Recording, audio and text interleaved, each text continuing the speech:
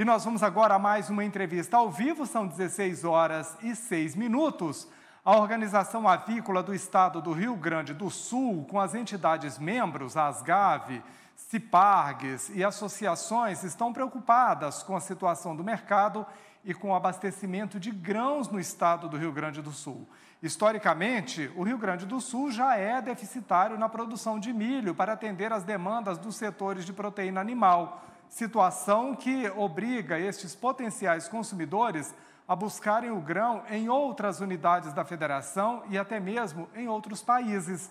As entidades alegam que a pandemia trouxe entraves e gerou um distúrbio na economia e no mercado de grãos e, por consequência, potencializou altas fora da normalidade no mercado de milho e soja, que teria gerado impacto nas mais variadas atividades produtivas. Para falar sobre o assunto, a gente conversa agora com José Eduardo Santos, que é presidente executivo da Asgav, que é a Associação Gaúcha de Avicultura. Boa tarde, José Eduardo. Uma única diferença, nosso nomezinho do meio, né? O restante é tudo igual. Seja muito bem-vindo e obrigado aqui pela entrevista, viu? Boa tarde. Com certeza é de extrema importância, né, estar participando mais uma vez aí, né, do agrotarde, né, mercado da tarde, né, e poder compartilhar aí essa situação que realmente nos preocupa, né? E nesta data justamente nós divulgamos uma nota, né, para todo o Brasil e para toda a mídia, a imprensa, os órgãos governamentais, os parlamentares que nos representam, tanto a nível Rio Grande do Sul quanto a nível federal, né, porque realmente nós estamos agora num momento crítico, estamos no limite, né, onde podemos aí ter paralisação, né, de algumas atividades, né, podem alguns produtores realmente pararem com suas atividades porque a situação do custo de produção, né, o produtor, a indústria aguenta até um determinado limite e depois, né, fica difícil a manutenção. Mas nesse aspecto o setor também trabalhou o ano todo de 2020 atendendo às demandas de produção de alimentos em larga escala, né, até porque não podíamos parar num momento crítico, no auge da pandemia, né, e continuamos adotando todas as medidas necessárias para manter aí a nossa atividade. E, surpreendentemente, nós tivemos uma situação que nós chamamos de um distúrbio, né, porque quando se tem uma crise, né, de supervalorização e se tem um motivo, né, ou uma causa que se explica tal situação por um determinado período, né, é uma situação que nós temos que passar, né, porque existe essa oscilação em diversos níveis e tipos de mercado. Mas agora, com o advento da pandemia, né, essa situação de supervalorização se potencializou a tal maneira, né, de nós termos aumentos na ordem de 100% a 110%, né, no milho e no farelo de soja. E aí não há atividade no Brasil que produza carne de frango, ovos, né, e outras proteínas aí do setor de produção de proteína animal, né, que aguente por um longo período, aliás, né, esse custo aí que impacta drasticamente no setor, né, pois esse custo, aliás, ele acaba compondo aí quase 70% aí da ração das aves, né? 70% é o milho e em torno de 20% a 25% aí o farelo de soja. Então, é uma situação agora que nós precisamos, né, da atenção do governo federal, né? Pedimos também apoio aí aos nossos parlamentares, ao próprio governo do estado aqui do Rio Grande do Sul, e a gente sabe que tem outros estados também na mesma situação, fazendo o mesmo pleito, né, que são medidas caracterizadas como um plano de contingência, né, que são medidas periódicas, ou seja, que por um determinado período, né, sejam adotadas para que não haja danos irreparáveis ao setor, à produção primária, ao produtor, à pequena e média indústria, né, que tem ali no seu dia a dia compromissos, né, de geração de emprego, de geração de renda, de atividade rural. E nós, então, através da nossa entidade nacional, a Associação Brasileira de Proteína Animal, a qual somos associados e membros do Conselho, estamos reforçando o pleito, né, que, em comum acordo, foi encaminhado à senhora ministra. Ô, presidente, o senhor estava dizendo aí, vocês fizeram o dever de casa, veio a pandemia, continuaram produzindo e foram surpreendidos com a hipervalorização, que o senhor classifica como hipervalorização do milho e da soja, consequentemente do farelo da soja. O produto chegou a faltar aqui no mercado interno ou foi porque o mundo começou a demandar demais por isso, que é insumo para ração, no momento em que existe uma tendência global de aumento do consumo da proteína animal? O que está acontecendo exatamente? Por que, na sua avaliação, os preços chegaram a tal ponto? Nós tivemos uma série de entraves, né, Marcelo, que realmente mexeu com o fluxo produtivo do setor, com a logística, com o fluxo produtivo, com questões comerciais. Nós tivemos ali, nos primeiros 3 meses da pandemia, uma série de potenciais mercados consumidores, né, fechados, né, como restaurantes, redes de hotéis, né, praças de alimentação, né, cozinhas industriais, né, o turismo, os eventos, tudo isso demanda o nosso produto em larga escala. Então, nós tivemos já ali um problema de fluxo comercial. Automaticamente tivemos também um retardo, né, num determinado período, né, das nossas exportações, porque nossos consumidores também, no mercado externo, também sofreram, né, com as consequências da pandemia. Então, tudo isso gerou uma dificuldade no setor, né, de se adequar, mas nós continuamos, como você bem mesmo falou, produzindo para atender a demanda interna, assim que ela regularizasse, né, os nossos estoques de carne de frango foram ao limite por um determinado período, né, e isso fez, então, com que nós tivéssemos aí um retardo no mercado, né, e automaticamente não acompanhamos essa hipervalorização, né, dos grãos. Né. Como nós temos aí um país que produz grãos, é um dos maiores produtores de grãos do mundo, ficando atrás aí dos Estados Unidos, da China, né, nós temos também a exportação de grãos, onde, hipótese alguma, nós não somos contra, né? Mas a exportação ela também, né, mexe com as valorizações, né, dos grãos. Por quê? Porque existe toda uma paridade cambial, né, que acaba impactando. Então, foram esses motivos que acabaram gerando essa hipervalorização que nós falamos. Volto a dizer, em hipótese alguma, nós somos contra a exportação de grãos, em hipótese alguma, nós queremos preços que o produtor de milho ou de soja, né, não tenha sua margem, né, de ganho para a sua sustentação, né, do seu negócio, da sua produção, investimentos, mas, por outro lado, nós estamos deteriorando um setor que ali na frente, e sempre foi um fiel, né, consumidor do setor de grãos, poderá ter sérios problemas por esse efeito, porque, além de todo esse distúrbio de mercado gerado com essas questões da pandemia, com esse movimento comercial, ainda tem nesse meio, e como tem no nosso meio, como tem em outros meios, né, o fator especulação, que acabou também, né, sendo um agravante aí nessa situação. Ô, José Eduardo, você acredita que essa especulação ela foi agravada também por uma coisa que o Brasil abandonou nos últimos anos, que foram os estoques reguladores, os armazéns, os silos que guardavam estoques reguladores, principalmente de arroz, feijão, milho e soja, foram deixados de lado e nós paramos de ter esse instrumento que servia, às vezes, para chegar aos preços ali próximo da realidade, né? Não, justamente, esse é um outro fator que nos preocupa muito, a partir do momento que nós não temos uma estrutura logística, né, ágil, né, que são as ferrovias, que nós poderíamos estar buscando grão em Mato Grosso, Paraná e alguns estados aí que têm uma produção considerável, né, nós ainda temos esse fator aí dos estoques, e isso realmente impacta porque você dá margem, né, para o mercado aberto, né, poder buscar aí uma valorização, né, tendo a certeza de que o governo, a Companhia Nacional de Abastecimento, que tem esse papel regulador, não vai ter ali, né, o estoque para entrar em ação e poder, né, fazer esse equilíbrio, não valorizar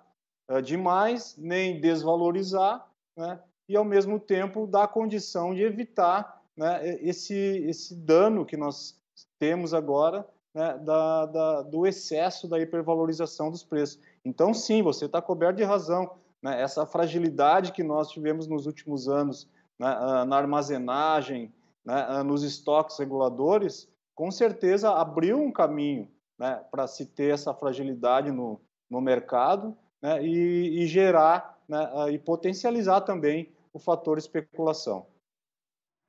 A gente estava falando no início da nossa conversa, não é? Sobre esse aumento da demanda por proteína animal no mundo inteiro, uma tendência que deve se acentuar nos próximos anos. Em 2020 já foi assim, em 2021 já começa assim, com o mundo consumindo mais proteína animal. Com isso, vocês temem ou já enxergam uma pressão ainda maior dos preços sobre o milho, sobre a soja e, consequentemente, sobre a avicultura, lembrando que o frango sempre foi um dos produtos mais exportados pelo Brasil e é a proteína mais consumida pela população brasileira? Não, justamente, nós hoje estamos aí, se eu não me engano, o Brasil é o segundo maior exportador, né, e o segundo maior produtor de carne de frango. Aqui no Rio Grande do Sul também nós somos o terceiro maior produtor e exportador, e no estado estamos em segundo lugar na balança comercial aqui de exportação de todos os produtos que o estado exporta, né? E justamente essa voracidade pela proteína e pelos alimentos, né, ela pode tanto favorecer cada vez mais, e é isso que nós queremos, no sentido de continuar sendo o grande player, o grande fornecedor de proteína animal para o mundo, e ao mesmo tempo nos preocupa, né,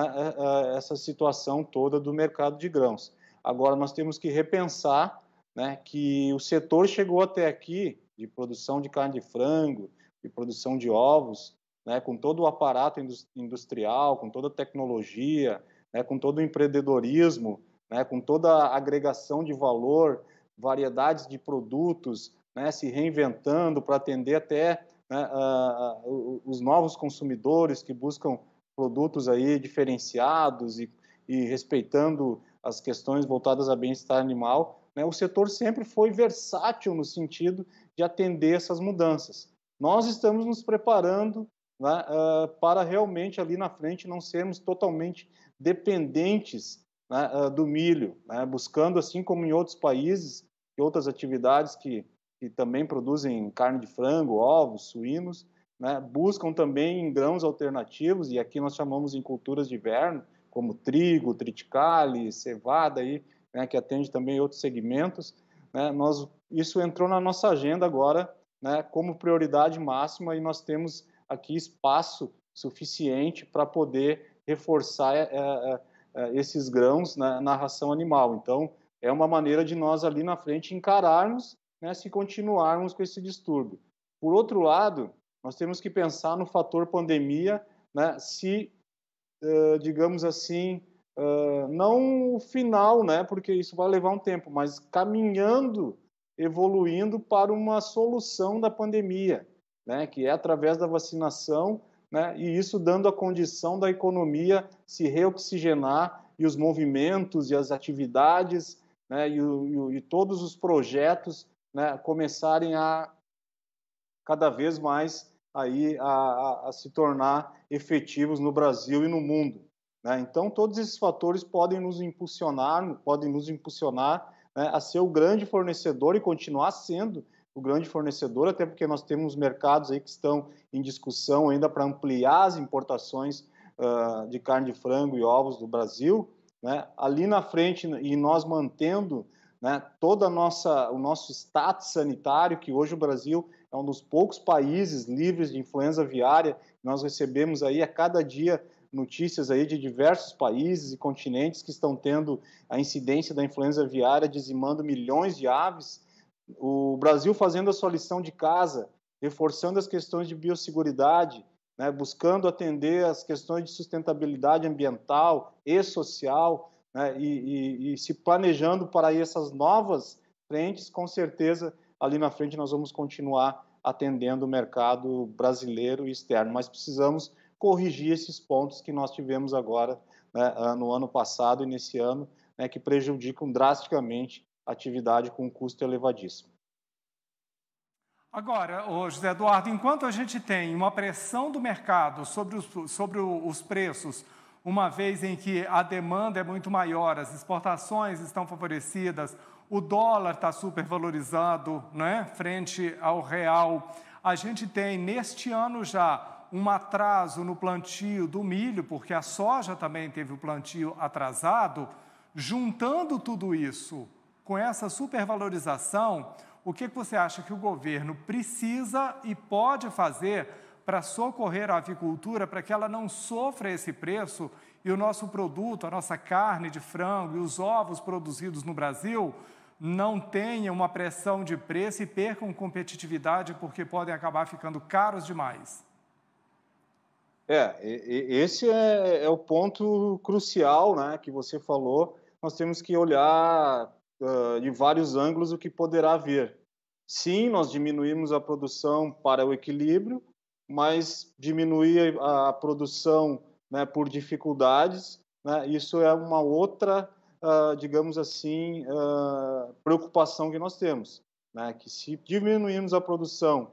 por dificuldades, por não termos condições, né, de muitos produtores continuar produzindo, depois para retornar é muito mais difícil. Se equilibrarmos a produção no sentido de, né, buscar esse ponto de equilíbrio agora com o custo, né, a tendência, né, de acordo com o planejamento de cada empresa, de cada produtor, né, é ali na frente a situação